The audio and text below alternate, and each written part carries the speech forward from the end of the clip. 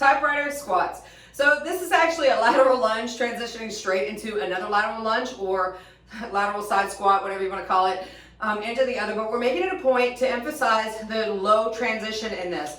So instead of coming down and transitioning from one side to another, what I'm looking for is for you to transition down, sit the weight into the heel, and then as much as possible, keep it low as you transition over into the other leg, and then back across.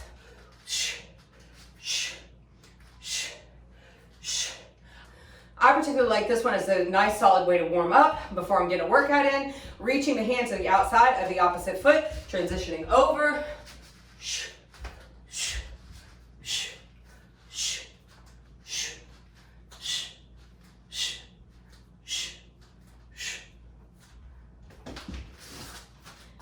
Want to make sure that throughout that exercise, we're keeping that chest upright through the movement, not arching it over or rounding it over or arching the back or anything like that.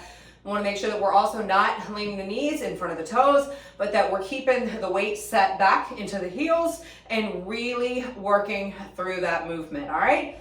So, typewriter squats.